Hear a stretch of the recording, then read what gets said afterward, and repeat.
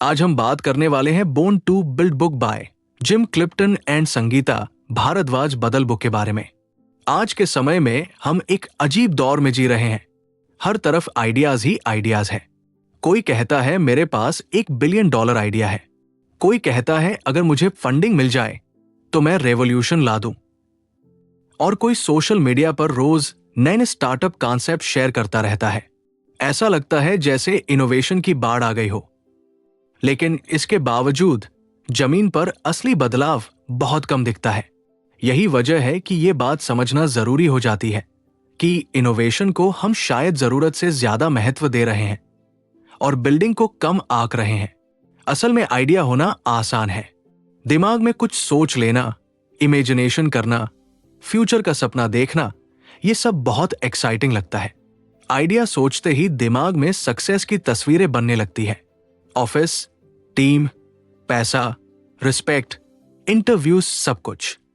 लेकिन यहीं पर एक बहुत बड़ा धोखा छुपा होता है, क्योंकि आइडिया अपने आप में कुछ भी नहीं होता।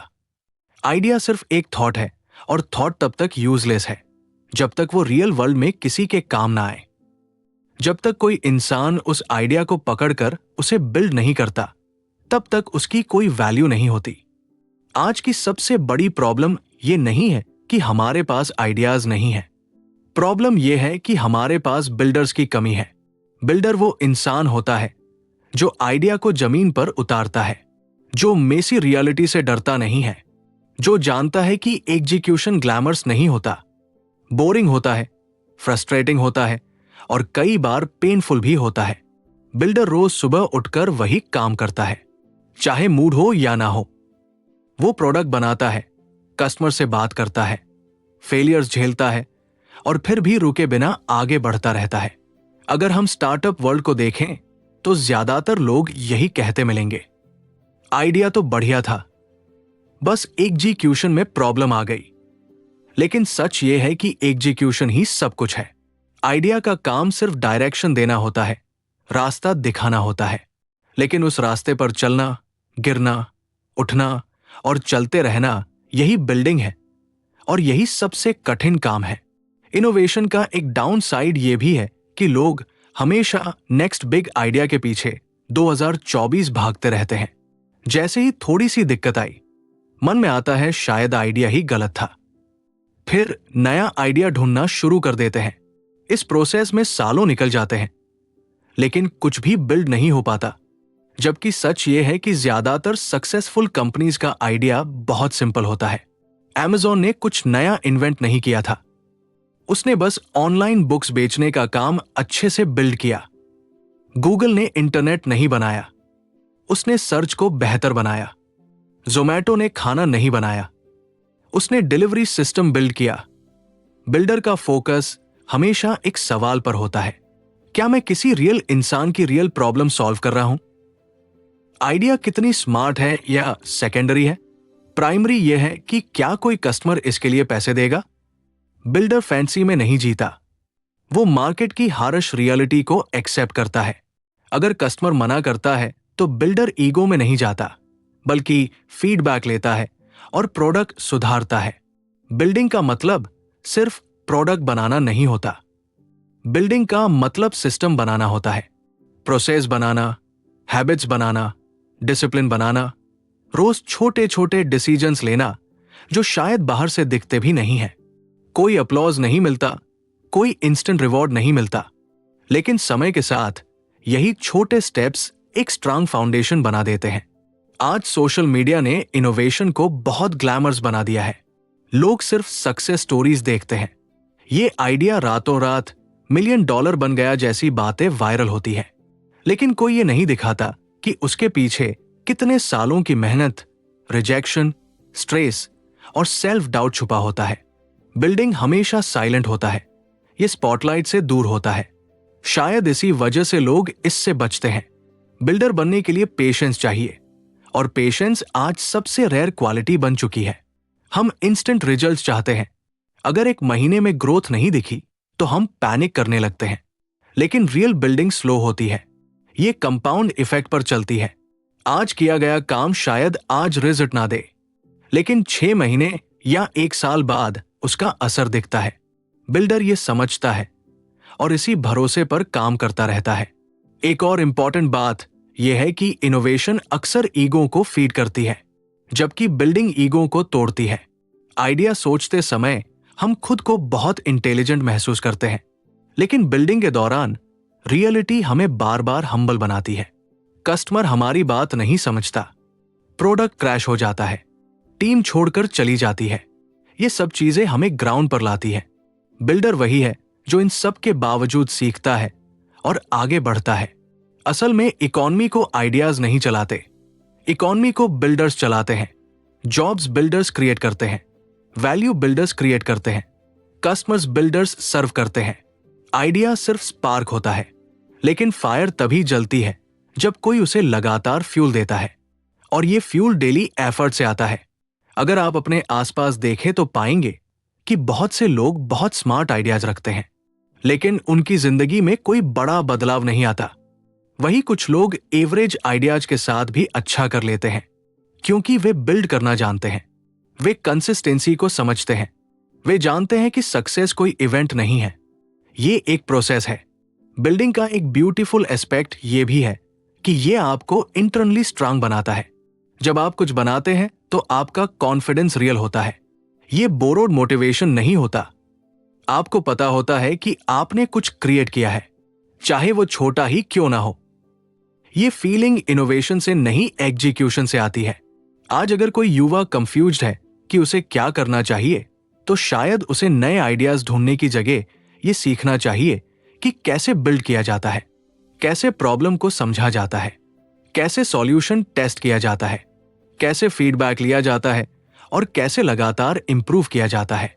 ये स्किल्स लाइफ लॉन्ग है। आइडिया बदल सकता है, लेकिन बिल्डिंग की स्किल हमेशा काम आती है।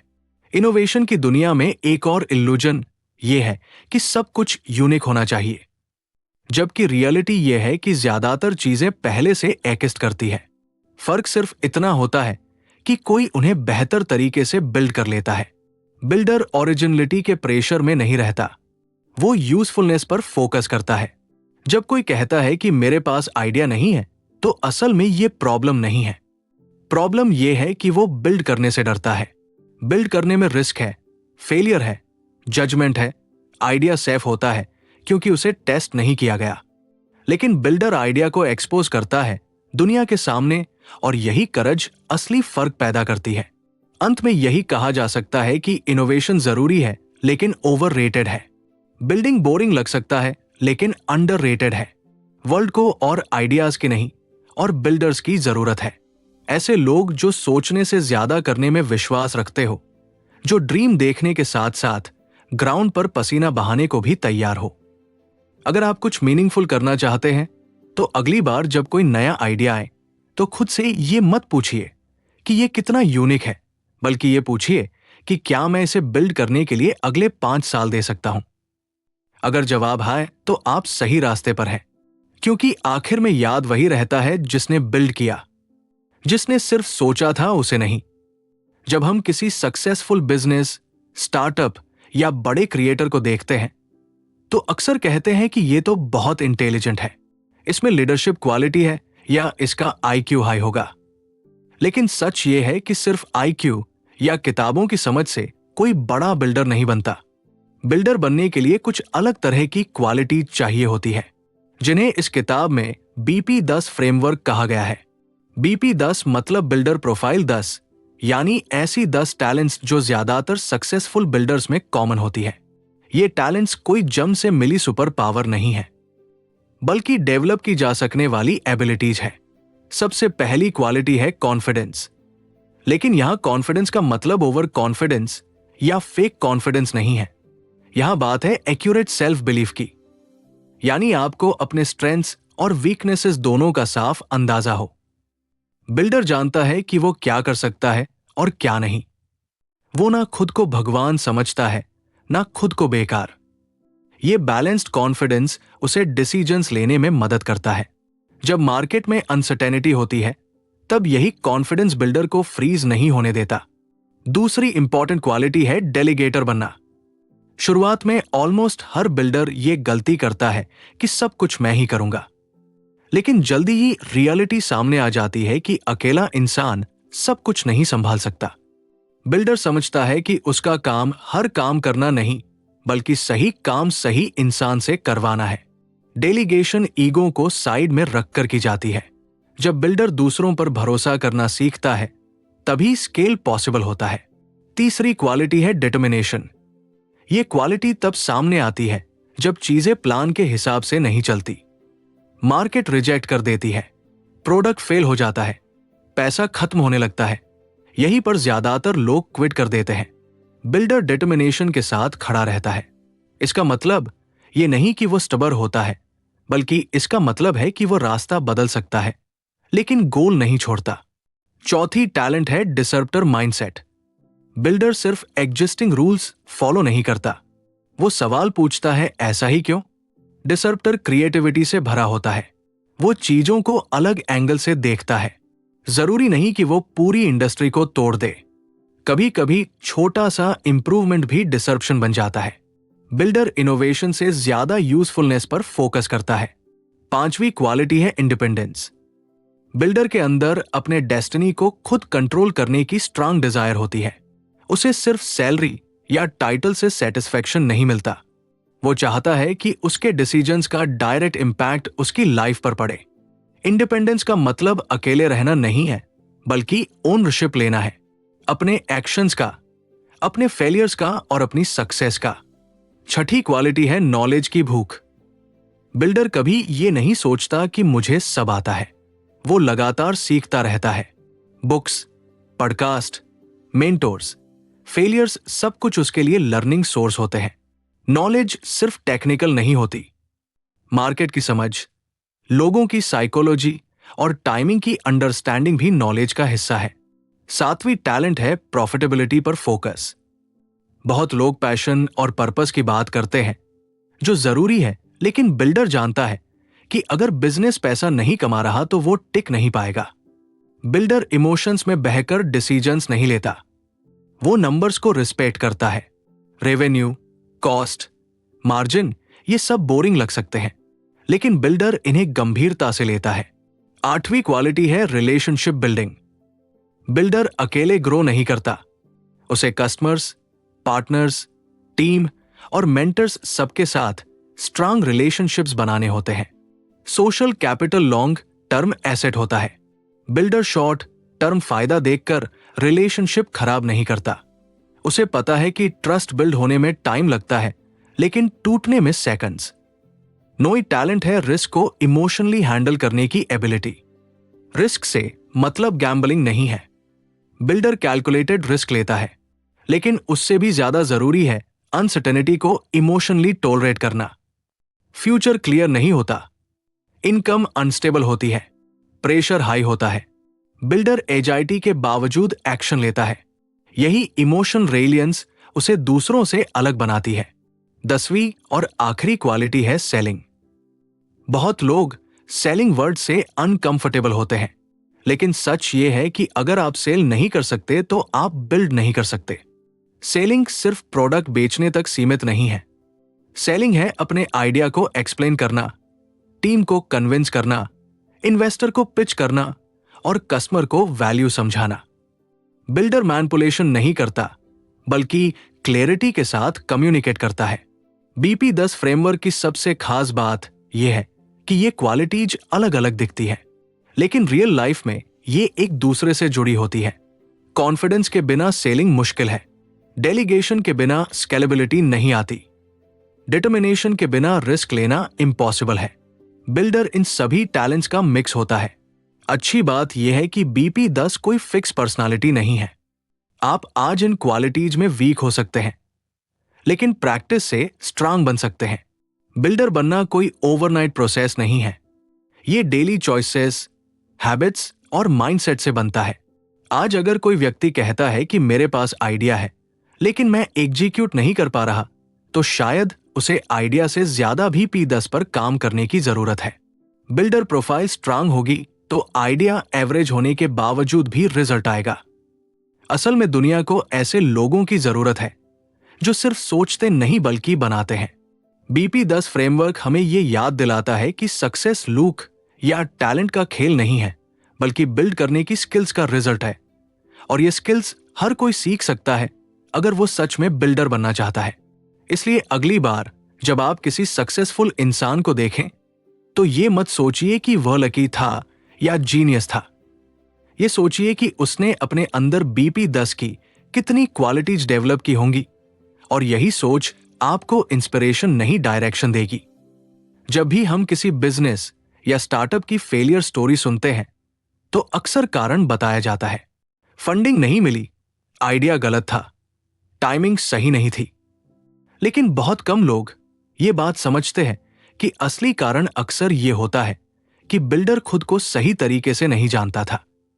हर इंसान एक जैसा बिल्डर नहीं होता। सबका तरीका, ताकत और फोकस अलग होता है। इसी बात को इस किताब में बहुत ही सिंपल लेकिन पावरफुल तरीके से बताया गया है। There are 3 types of builders. अगर कोई इंसान ये समझ ले कि वो किस टाइप का बिल्डर है तो वो बहुत सारी गलतियों से बच सकता है।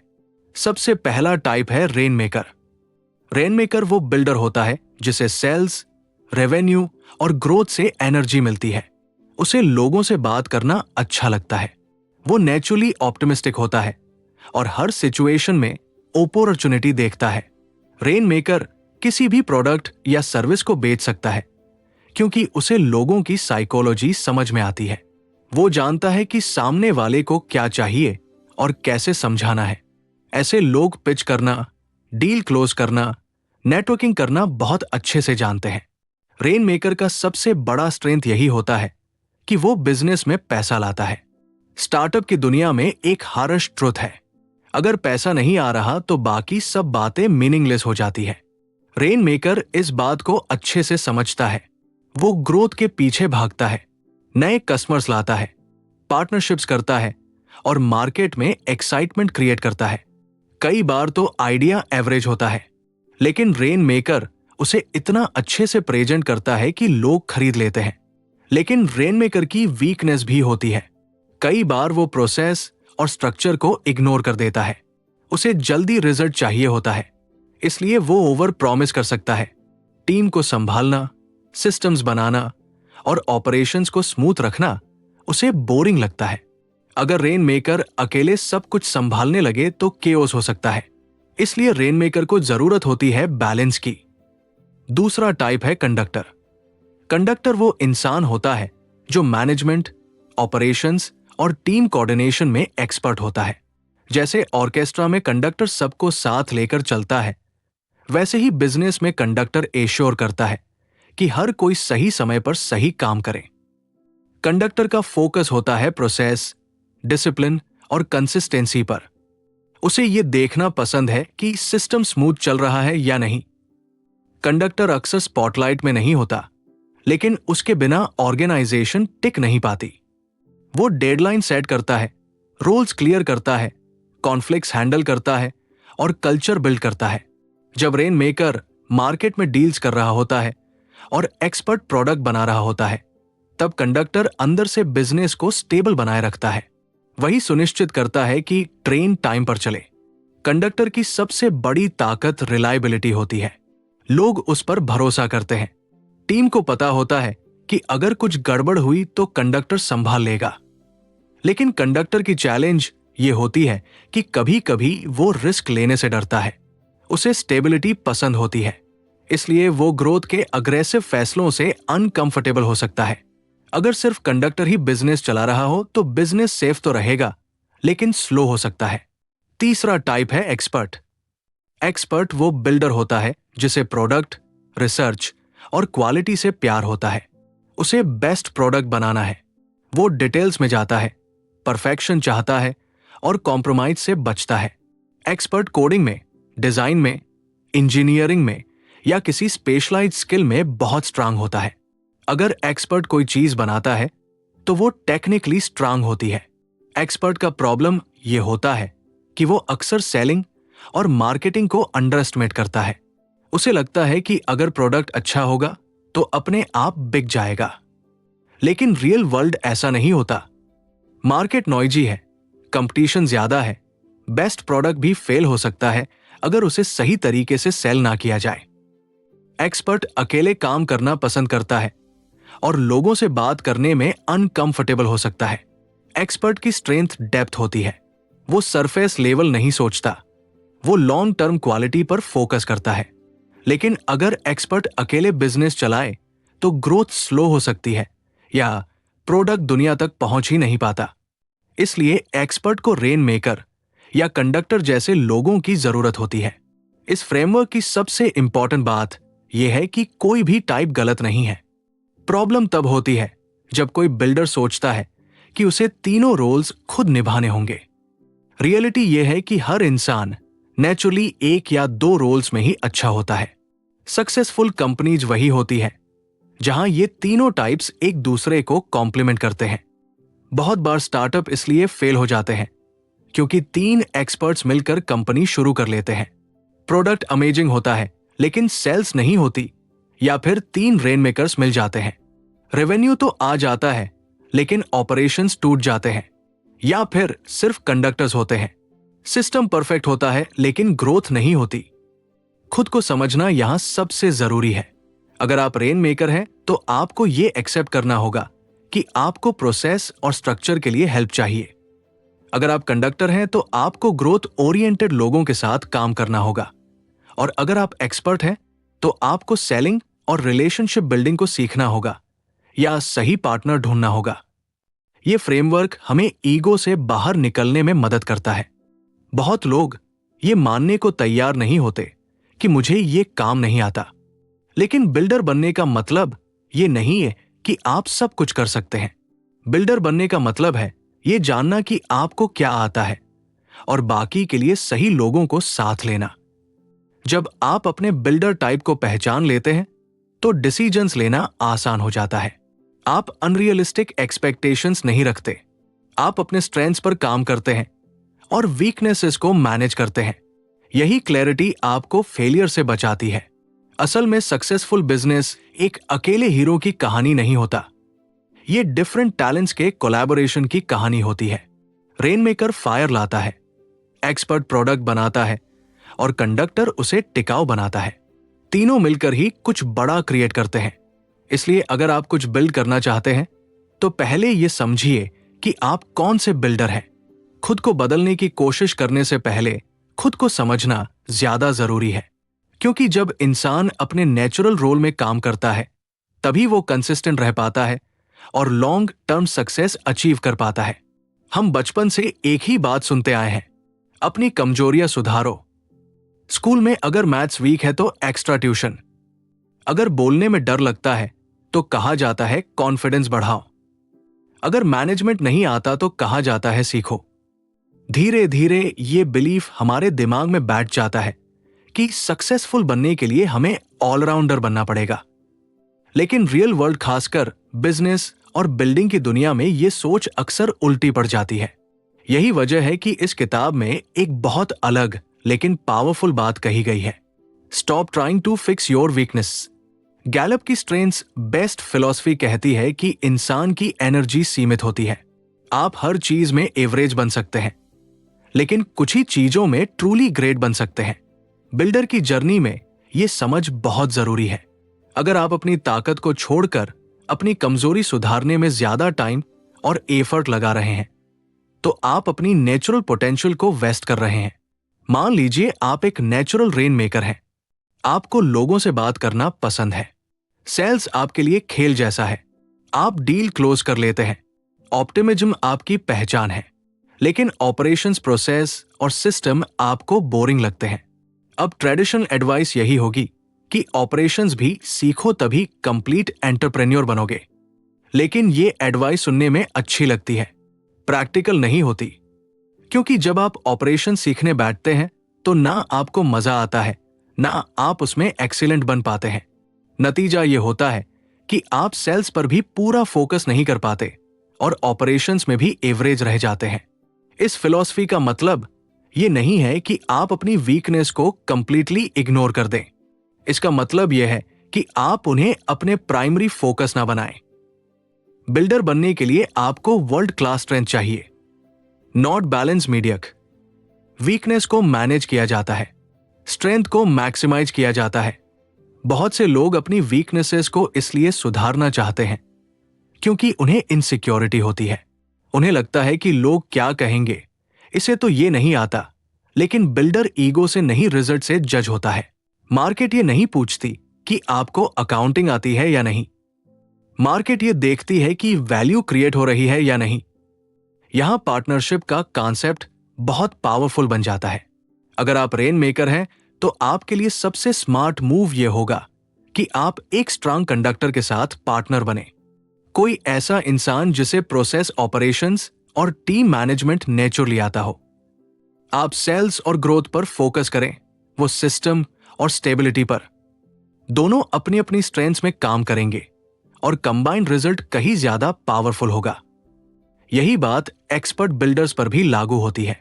अगर आप प्रोडक्ट और क्वालिटी में अमेजिंग हैं, लेकिन सेलिंग आपको ऑकवर्ड लगती है, तो खुद को फोर्सिंग मत कीजिए कि आप सेल्समैन बन जाए।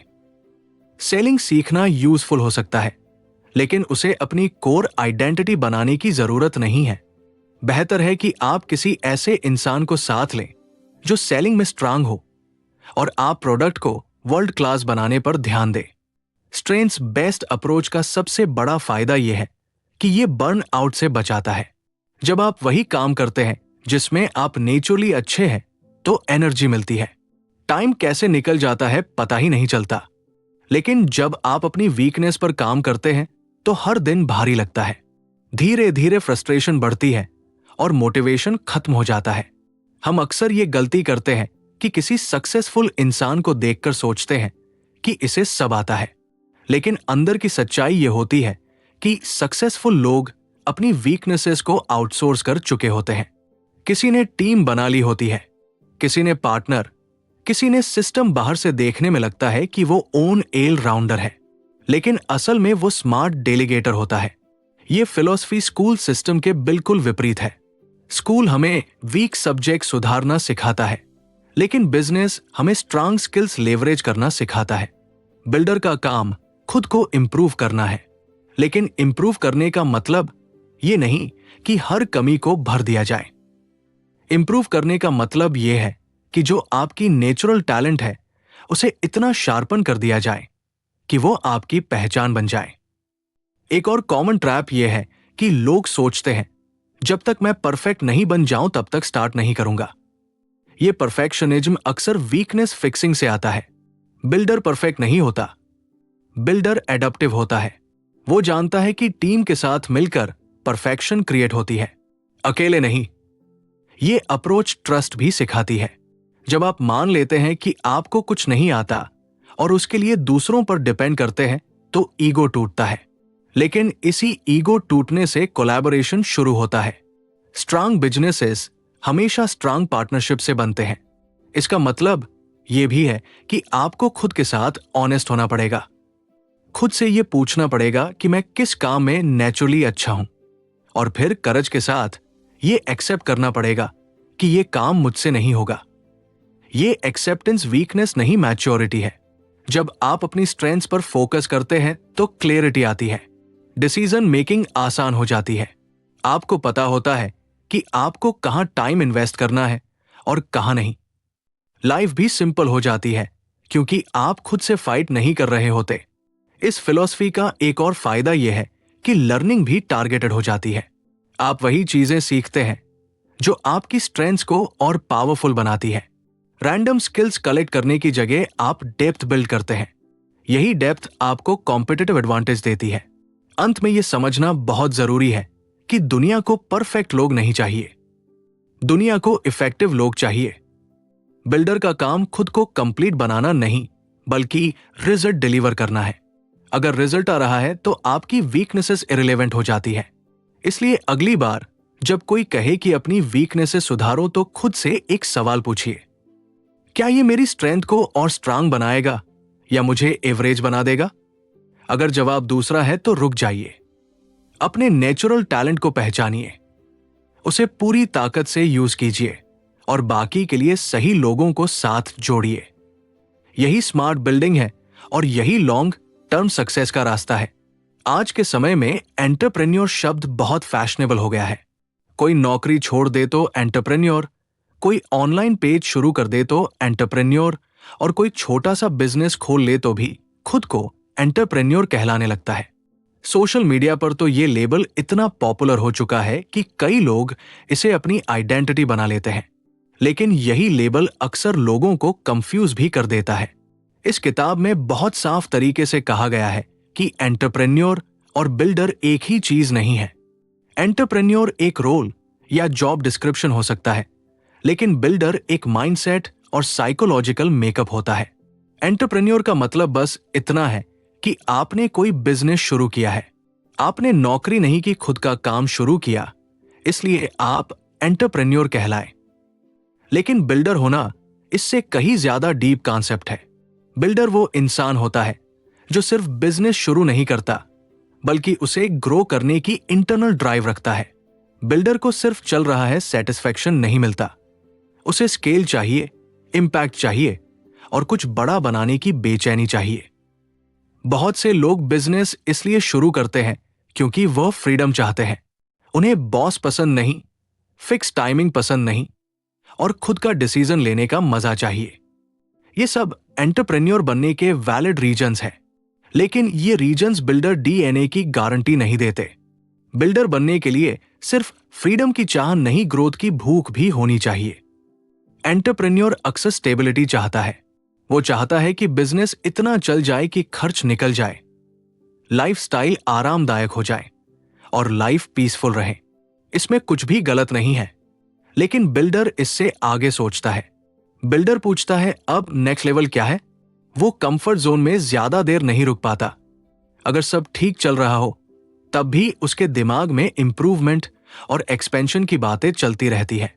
ये फर्क समझना बहुत जरूरी है, क्योंकि बहुत से लोग खुद को एंटरप्रेन्योर मानकर ऐसे एक्सपेक्टेशंस पाल लेते हैं जो उनकी नेचर के खिलाफ होती है। वो सोचते हैं कि उन्हें स्केल करना ही चाहिए, बड़ा करना ही चाहिए, क्योंकि यही सक्सेस है। लेकिन अंदर से वो उस प्रेशर के लिए बने ही नहीं होते। नतीजा होता है बर्न आउट, फ्रस्ट्रेशन और गिल्ट। बिल्डर डीएनए कोई सर्टिफिकेट नहीं है, ये एक इनर ड्राइव है। बिल्डर को केओस से डर नहीं लगता। ग्रोथ के साथ प्रॉब्लम्स बढ़ती है, लेकिन बिल्डर इन्हीं प्रॉब्लम्स में एनर्जी पाता है। उसे चैलेंज एक्साइट करता है। एंटरप्रेन्योर प्रॉब्लम्स को बर्डन की तरह देख सकता है, बिल्डर उन्हें पजल की तरह देखता है। बिल्डर रिस्क को भी अलग नजर से देखता है। एंटरप्रेन्योर कैलकुलेटेड रिस्क लेता है ताकि स्टेबिलिटी बनी रहे। बिल्डर रिस्क को ग्रोथ का हिस्सा मानता है। इसका मतलब ये नहीं कि बिल्डर रेकलेस होता है, बल्कि इसका मतलब है कि वो अनसर्टेनिटी के साथ कंफर्टेबल होता है। उसे पता है कि क्लैरिटी एक्शन के बाद आती है, पहले नहीं। एक और बड़ा फर्क यह है कि बिल्डर लॉन्ग टर्म गेम खेलता है। एंटरप्रेन्योर जल्दी संतुष्ट हो सकता है। अगर बिजनेस ठीक चल रहा है तो वो उसे वही फ्रीज कर सकता है। बिल्डर फ्रीज नहीं कर पाता।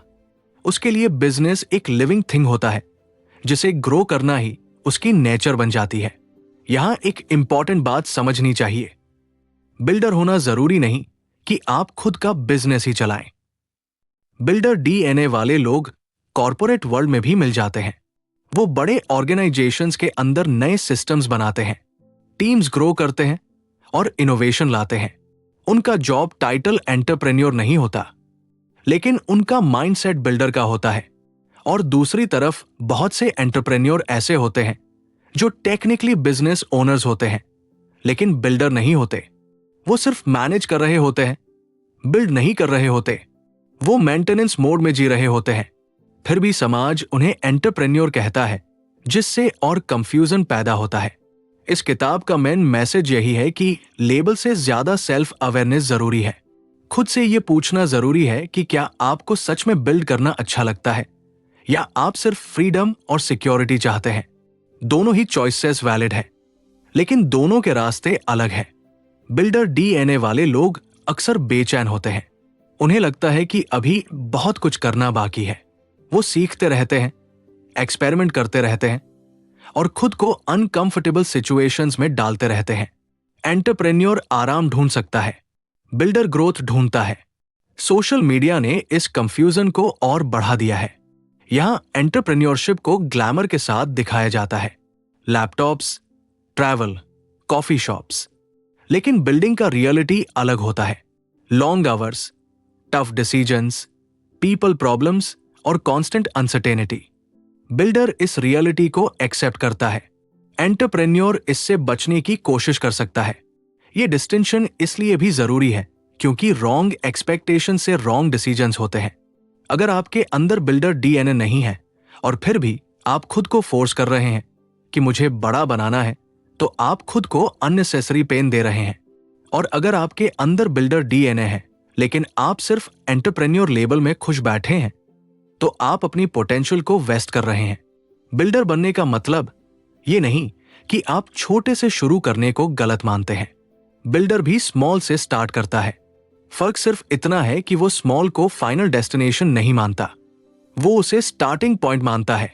आखिर में इस टॉपिक का सबसे पावरफुल टेक अवे यही है कि एंटरप्रेन्योर एक लेबल है, लेकिन बिल्डर एक आइडेंटिटी है।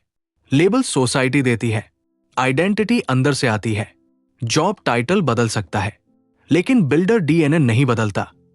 इसलिए खुद से ये सवाल पूछिए, अगर मुझे कोई एंटरप्रेन्योर ना भी कहे तब भी क्या मैं बिल्ड करना चाहूंगा? अगर जवाब हाँ है तो आप बिल्डर हैं, और अगर जवाब नहीं है तो भी आप गलत नहीं हैं। बस आपका रास्ता अलग है। सबसे बड़ी गलती यह नहीं है कि आप बिल्डर नहीं हैं। सबसे बड़ी गलती यह है कि आप खुद को समझे बिना किसी लेबल के पीछे भाग रहे हैं। यदि इस कहानी ने आपके हृदय को छू लिया हो तो ऑडियो बुक गैंग का हिस्सा बनिए। सब्सक्राइब करें, फॉलो करें और इसे अपने प्रियजनों के साथ साझा करें, क्योंकि अगली बार हम शब्दों की ऐसी दुनिया लाएंगे जो आपकी सोच को एक नई दिशा दे सकती है। जय हो।